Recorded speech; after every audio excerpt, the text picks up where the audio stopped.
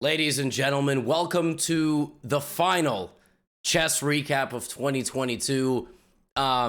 This recap is going to be just absolutely spectacular. It's the shortest and most to the point intro I can give you. It's the World Blitz Championship. It's Hikaru leading after day one. It's Magnus playing catch up. It's a whole list of characters trying to steal a medal from the podium. This recap is going to be extremely high energy. Put it up on a laptop or a desktop. Put it up on your smart TV. If you're running errands, you gotta run them, but put up the volume because it is going to be absolutely electric. Before we jump into the games, just a reminder that all my courses are 40% off and that ends in one day. That's it. That's the whole sponsor read. Chessly.com. Link is in the description. Sale ends tomorrow because the holidays are basically over tomorrow. Folks, oh my goodness. We are going to start off with an absolutely ridiculous game of chess. I gotta take a sip of the flower vase water. Let's go. D4. Recap starts off with D4. It's Magnus. It's Richard Rapport. And the irony is that it's a French defense against Magnus, Winauer, and a very sharp variation. Magnus in this event has been playing the move knight to c6, but this time Rapport plays queen c7 against him. Magnus plays h4, h5. Again, looks dumb. When they do it, genius. When you do it, stupid. This is the way you play this. White tries to take space and makes it very difficult, kind of sends a warning signal to black that if you castle, I will completely take your soul, etc., etc. Black plays h6 himself. He doesn't wish to have that happen. Magnus gives a check on b5, brings the bishop back, and is trying to induce and seduce Rapport into playing the move c4, which Rapport does, and then plants his bishop on the outskirts of the white position, sort of like a permanent freeze, if you will. Now, Rapport castles long, and Magnus is like, I kind of don't want to castle at all, so I'm going to play knight h2, and then knight f1, and then I'm going to play king f1, and then I'm going to play this and this. It's a very close position, so you kind of understand, like, Magnus doesn't want to keep his king in the open. He also isn't really sure he wants to castle, because maybe his rook wants to come into the game. Maybe the rook doesn't actually want to be on f1. So the players maneuver for a bit, nothing special here, until Rapport plays the move knight to b5, and everything hits the fan. First, Magnus sacrifices the knight on d5. Then he gives a discovered check with his pawn to e6, and he takes on f7. But it's not enough. He doesn't have enough. His pawn walks through, but there's no queen infiltration. Rapport plays queen f5. And now Magnus sacrifices the rook! Rook b4, but what is he doing? That's not even a good move. He's basically attacking the bishop, but he's just completely given up a full rook. He gives a check, queen takes b4, and Rapport takes on c2, and Magnus doesn't have a check. Not only does he not have a check, Rapport is gonna go here and hunt this king. This is completely insane. But then, bishop takes c7. And all of a sudden, it's not so clear, because if you take, I'm probably going to give you a check and take on d5, and the computer even thinks that after this and this, that white is not even losing. So Rapport plays this instead, which is the best move, and then wins Magnus's other rook. Magnus is down 2 rooks. The game is over, but he has a couple of things going for him. Number 1, weak king. Number 2, pass pawn somehow, and completely insane situation. In this position, Magnus is winning the game. If he plays the move f3. I've seen some comments that you guys don't like some of you don't like the voices that I make. I will keep making them because I am not going to take your advice because it's meaningless to me. f3 is a ridiculous move. It cuts the queen off from getting back to the center of the board and also stops it from defending this. The idea is to deflect the rook away and then it's mate, and there's no way to stop that. Magnus instead does it this way, but that loses. That doesn't work because this is still protected. And if you do this, here we begin the checks. Now Rapport's turn to sacrifice the rook. Oh my goodness, they're both sacrificing the rook. Pawn takes f4. The king is being hunted out into the open. g5, the pawn has come to help. Queen check, king here, pawn check, king here, check, here, check, here, check. Oh my god, Rapport forces a queen trade. It's over. It's over. b5, f5, b4. The game is lost. F7, Report makes a queen. Magnus makes a queen. What the hell is going on? Queen check. King h5. And Report in this position just needed to realize something. All he had to realize is he has to bring his queen back to e6. And the game is over. Because the rook is defended and promotion is defended. Instead of that, Report goes completely nuts. Starts giving random checks. And suddenly, it's a draw. And not only is it a draw, suddenly Report blunders a promotion. If you take, you unpin, and it's mate. Oh my God. Richard Report goes on to lose this game. He loses by checkmate. What the heck is going on? Oh, what? Oh, Magnus wins. It's going to be that kind of recap. Oh, good Lord. Oh, my God. Now, in the meantime, Hikaru's having his own battles. All right. Artemiev was the boogeyman in the rapid. He beat Magnus and he turned it into complete pandemonium. Now, against Hikaru, you know, he does his usual stuff. He's a very solid guy, good openings, good technical skills, and he just slowly overtook the position. Hikaru got a little bit aggressive here with the move f4. Artemiev swapped bishops and pawns, and Artemiev was just like, bro, like, come at me. And Hikaru was like, all right, I will queen f2, knight e2, knight d4, and so on, and queen g3, and I've got threats, and life is good, but it's not so clear, and time is ticking. Time is low. Queen h4, yeah, all right. And Hikaru plays knight g5. And knight g5 is a crazy move because it sacrifices a knight for a knight. But the endgame is better for black. Hikaru's like, wait a minute, he's just going to win my pawn. And just go back to where he was. And then he's going to play g4 and open up an attack on my king. Oh my God. Artemiev from the top rope. Rook h8 check, check. The white king is being hunted out into the open.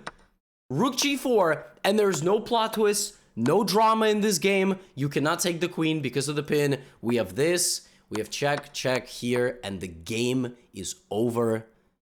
Queen e4. Black is up 2 pawns. Hikaru resigns. A massive standing shakeup. So now Magnus jumps up. Hikaru started the day making a couple of very short draws as well. He drew a quick game against Report, a quick game against Nepo. He was trying to, it seems, conserve his energy while everybody else was sort of like, you know, like running one another over. Now, again, there's other storylines as well. Dubov and Martirosyan are also potential medalists. All right, this game begins with a fianchetto, a double fianchetto from white. Dubov was on fire on day 2, but so was Martirosyan. I mean, this dude came to fight. This was a close game. Martirosyan put literally all his pawns on light squares, got this beautiful light squared clamp going, put his knight in the center on e4. Position looks spectacular, and Dubov decided to trade queen so that he didn't get mated. The problem with that is that now white's position begins falling apart. Bishop takes d4, a3 gonna get that bishop to b2, absolute thorn. The knight is gonna make the journey around, and now Martirosyan just has to trade some rooks and win a pawn. That's all he's gotta do. Trade some rooks, win a pawn. Easier said than done. Dubov now sacrifices the rook. I'm not gonna yell that one because it's not that epic. It's a desperate times called for desperate measures sacrifice, and Martirosyan just takes all his pawns, and it's an avalanche. You cannot stop it, all right? It's going down, and I'm yelling timber. God, what a legendary song. And I mean, remember how a long time ago this pawn was like the plug of the position? b3, game over. Martirosyan defeats Danil Dubov, okay? So while Hikaru, Magnus are figuring out who's going to be on the podium, it's Haik Martirosyan climbing up the ranks. Meanwhile, Jan Nepomniachtchi, Magnus Carlsen, World Chess Championship rematch. We have a Berlin. And folks, just when you thought one of them was going to run away with this thing, oh my goodness. No, no, no. Anything but. Magnus gets aggressive on the king side, but his pawn structure is battered. Now, Nepo just makes a lot of improving moves here. Knight d2, knight e4, beautiful position here for Jan. Magnus is worse. All right, he's trying to create some play, You know, he's looking for an opportunity to bring his knight and everything, but Jan doing a beautiful job here, just kind of controlling the world champ, not letting him get going. We have a threat of a repetition, but no, and now h4. Knight g5, rook g5. The white knight is a god compared to that bishop on d6, but the position is still relatively complicated. Rook f4 gets the rooks off, and it's been all Jan all game. Okay, he's putting the pressure. He hasn't found the fatal breakthrough, but in this position, the game ends. Magnus Carlsen lost on time.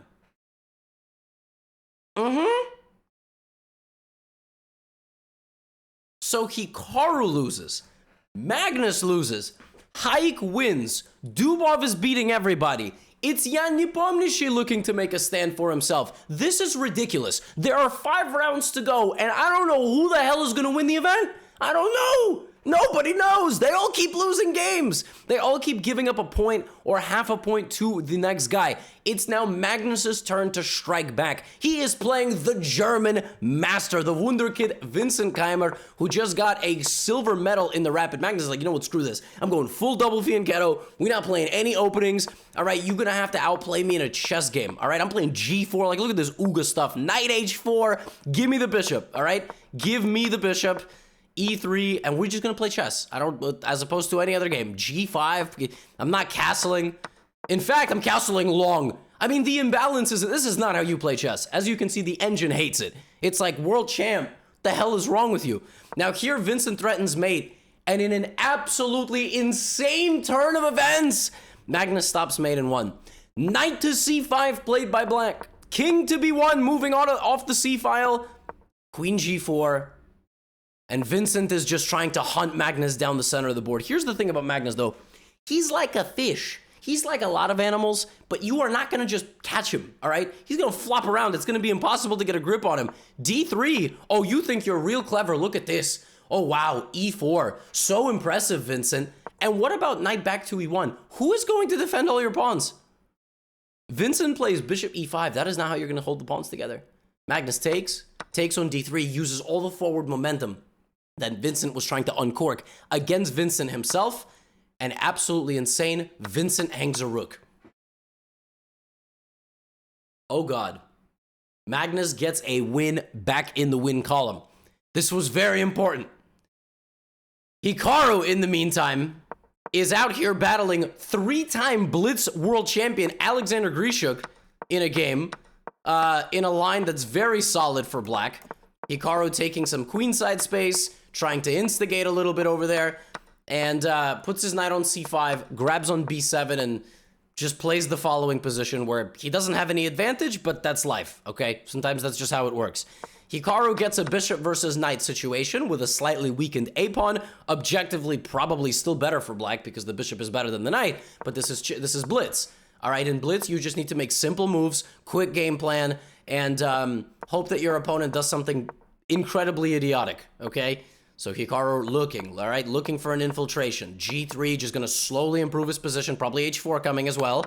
I wouldn't be surprised. There it is. Looking for H5 and maybe rook E5 stuff.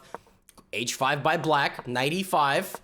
All right, just looking for an opportunity. And suddenly white has kind of coordinated the pieces. This, all in the line of sight. Queen F6. Now Hikaru, wait a minute. This is actually looking very juicy. How do you defend this position? I got news for you. You don't! Rook takes F7!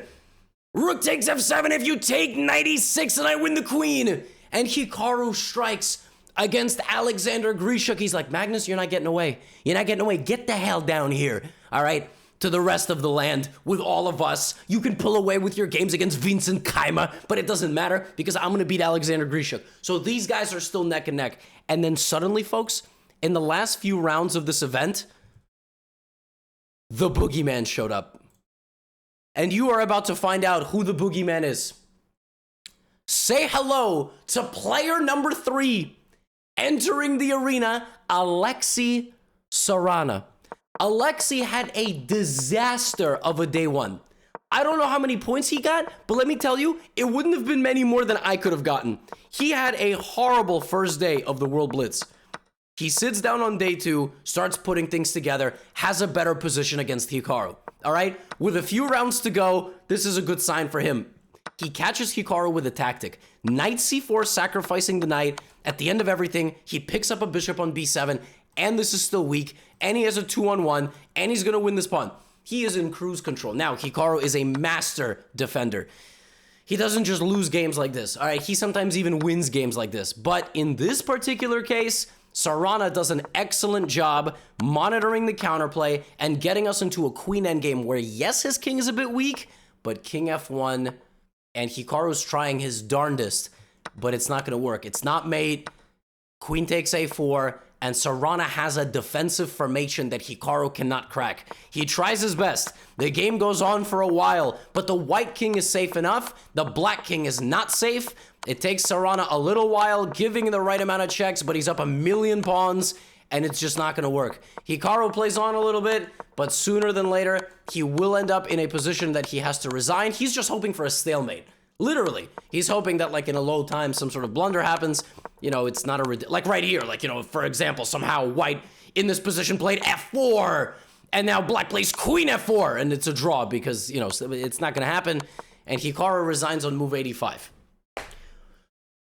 Alexei Sarana walked into the top 5, top 6, and this man proceeded to take down not just Hikaru, but he proceeded to also take down, yes, you think I'm spoiling it based on my tone of voice? You're right. Not only did Alexei beat Hikaru, he also walked into Magnus's position and took absolutely everything that Magnus worked for. It's over. His bishop is trapped. It took Alexei Sarana 80 moves to beat Hikaru. It took him 24 to end the game against Magnus Carlsen. All right, what the hell is going on? Alexei Sarana went 10 and a half out of his 11 games. His last 11 games, something completely insane. Like, there was a point, not of his last 11 games, because he slowed down toward the end, but there was a period in this event, in the 21 rounds, he went 10 wins, 1 draw. He beat Hikaru, all right? He beat, I'm pretty sure he beat Duda. He beat Magnus. He was beating everybody.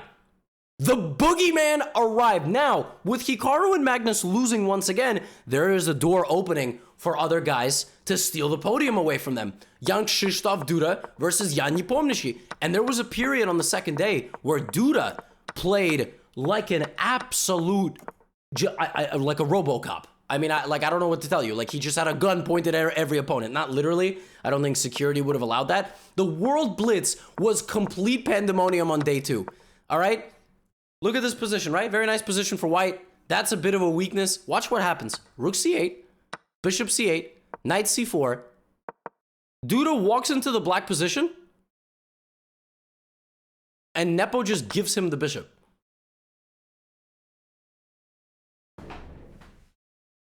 What? Disaster. Just bishop d7 here. Now, yes, knight d7, rook d7, rook c8, king f8 looks very scary for black, but it's not, because the bishop will never actually successfully get in. So, there's nothing. He just loses the bishop. Now, when you get games like this, that's pretty damn good for your chances. So, Duda is now making a run. Sarana is making a run. It's coming down to about 5 people that could finish in first place. All right? Now, remember, we got the boogeyman as well. Alexei Sarana beating everybody. And let's not forget, we got Haik Martirosyan. It all comes down to the final set of games. As always, as always, it comes down to the final set of games. These are all medal games now. So, we have d4 from Haik Martirosyan. Knight to f6. His opponent, Fabiano Caruana. By the way, if you made it this far in the recap, when you're done watching this recap, go to your YouTube search bar and type in Fabiano Caruana podcast or C Squared podcast. I was their most recent guest. They are the new gold standard in chess podcasting. They have great camera setup, great audio setup. They've interviewed a lot of great people. Yeah, you should listen to my episode. I talk about all my secrets there. So from the opening, it was Martirosyan getting a, nice, pleasant Queen's Gambit style game. He had a game very similar to this against who? Very good, Blue Baum. You were paying attention. No? Okay, it doesn't matter. He had it literally down to a T. This was his game against Blue Baum, and he traded bishop for knight, and he got knight versus bishop, and he ended up winning the game. In this game, that doesn't happen. Instead, we get the horses. Knight f5. The knight goes on a journey completely on its own. Rook d7, very aggressive, but Fabiano doing a nice job here. Knight g3, very tense position. As it should be in, World Blitz Championship, like final act. Knight e5 back, and Fabi's just winning here. This is a check, by the way, on b1. So g6, take, and Fabi just has a nice little situation going here. I don't know why I said that like an Irishman. Little. No, that was a terrible Irish accent. But when I first said it, it actually kind of sounded vaguely Irish. Not the second time. Anyway, I'm blabbering. Knight e4. And listen, Martirosyan's just, lost. But queen and knight, very tricky. Low time. Anything can happen. Fabi offers a queen trade. Martirosyan's like, no. Fabi's like, I'm going to checkmate you. Martirosyan's like, no. Fabi's like, no, really, I insist. Martirosyan's like, no. Knight of now it's like, black's king is a little bit weak. Oh no. You defend the king, I suddenly win the pawn. Oh no. You defend that, my queen's really central, and the knight is coming. Oh no. And knight g5 is check. Oh no. King g7. The pawns have fallen. It's all falling apart. Knight d8 back. Oh god. No. Martirosyan just won everything. He won all the pawns. Blitz is the worst or the best, depending on if you're winning or losing, and it's game over. Not only did he win the pawns, king e8, knight f6. Fabi had a moment in this game where he had everything under control, but he just couldn't quite find the way forward. The white position was very resilient. There was no way to just go for the king. The engine shows some methods always, but Fabi weakened his king just a little bit, and that was enough. And then Martirosyan won the rest of his pawns, and he wins. He wins an at least bronze medal game against Fabiano Caruana. Now, how is Hikaru? We gotta check in on him. Is he in contention for a gold medal? He plays with the black pieces against Keimer. I don't know, he's playing some whatever the hell this opening is with black. I don't even know what it is. Doesn't matter, it's blitz. Knight e7, knight d7. It's like a King's Indian-esque game, and they're just gonna try to take each other's head off. Knight g5, f takes e4. I mean, by all intents and purposes, white is doing very well here. Rook to a3 is going to rotate over this way. But now Hikaru's like, all right, so come and get me on the queen side, all right? Come and get me. Let's go. Queen d1 back, h6, c5. I mean, this is exactly what you do in King's Indians. White tries to attack black's queen side. Black tries to attack white's king side. a6, b6. It's like you need a knight. I mean, you need a knight somewhere in here to, just win one of those pawns. Take. But Hikaru has been winning these games since he was little. Rook f7. Keimer sacrifices the rook for the bishop. Then he puts his knight in the center. Hikaru's like, you sure, bro? You gave me an exchange? All right. b5, the queen side. Oh my god, Vincent Keimer is sacrificing a second rook. Vincent Keimer hates rooks? Pawn's gonna queen, though. Hikaru doesn't take it. Rook f4. Oh my god, this game is nuts. Rook f3. It feels like everyone's rook is gonna get trapped on the other side of the board, but Hikaru's rook zips around. It survives. But now Hikaru sacrifices his rook because the knight gets to d4. Oh my goodness. Oh my goodness. He kicks out the queen. Check. King walks up. Oh god. Wait a minute. The king takes the knight. Hikaru's king has walked out of his hole and he's just taken a knight. And is he safe? The knight blocks mate. The king walks back. Vincent takes the pawn on a7. Now that pawn is going to queen probably. Oh my god. Vincent's winning again.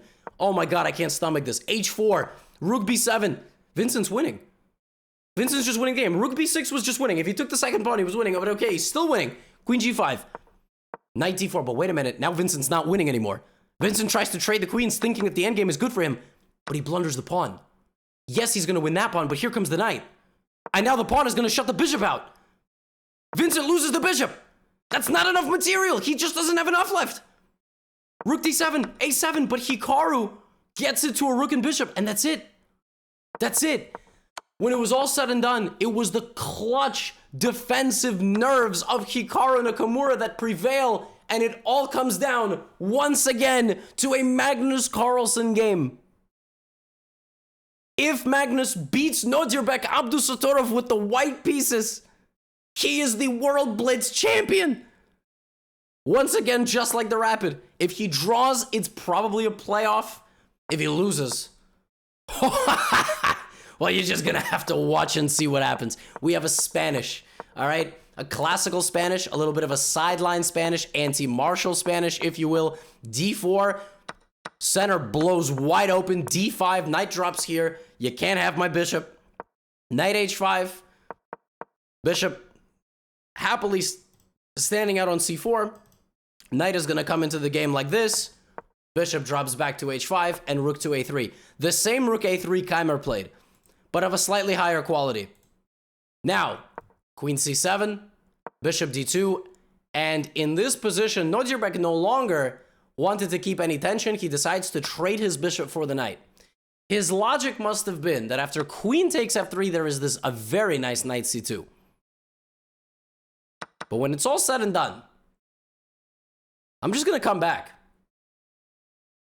And then after I come back, I'm just going to stabilize my position a little bit. And now I have a green light. And the green light is to F5. Uh-oh. Not only am I threatening to take the knight and this, I'm also threatening this, and then my rook gets behind my queen, and I'm going for mate. And suddenly Nodirbek realizes that and is like, oh no. He kicks out the queen. The knight is under attack. It's probably over. If the knight goes back to G6, I have a lot of ways to win this. I can probably play knight H6, but I mean, I can also even take on D6 probably and just come back. Or rook C6 and then take on D6. The pieces here completely restrict everything. So instead of that, Nodirbek plays knight takes D5, thinking E takes D5, E4 something, but just rook A3. A clutch find from Magnus, who attacks the queen a couple of times and just grabs the knight. Do the math. One guy has a horse, the other guy doesn't. Rook D3, King G2, and on move 38 of this game, Nodirbek Abdusattorov resigned and Magnus Carlsen wins the World Blitz Championship once again. The titles of Rapid and Blitz are back to Norway. Magnus said last time that he left the World Blitz and Rapid Championships without winning either. It was true. Nodirbek is the World Rapid Champion previous, and Maxim Vachier-Lagrave was the World Blitz Champion. Magnus gives up the classical title and comes home with Rapid and Blitz. If that's not a boss move, I don't know what is. Hikaru, silver medal. And Haik Martirosyan from Armenia wins the bronze. On the women's side, it was Bibisara Asubayeva from Kazakhstan, by the way, the local hero who won her last 5 games. And she is a repeat champion. I think she won the World Blitz last year. If not, she got a silver medal, but I'm pretty sure she is now the back-to-back world champion of Blitz in the women's side. Oh, folks, this has been fun. It has been tremendous fun to make these recaps. I hope you enjoyed them. Let me know in the comments. Do check out the C-Squared podcast. Make sure to check out the sale ending tomorrow. And the calendar of chess events is over. Congratulations to all of the participants. Wow, what a ride. What a ride. It's been so much fun. I hope you enjoyed. And I'll see you in the next video. We got a little bit of a break for New Year, and then we're back with Tata Steel in January. So, you know the drill. It's bittersweet, but get out of here.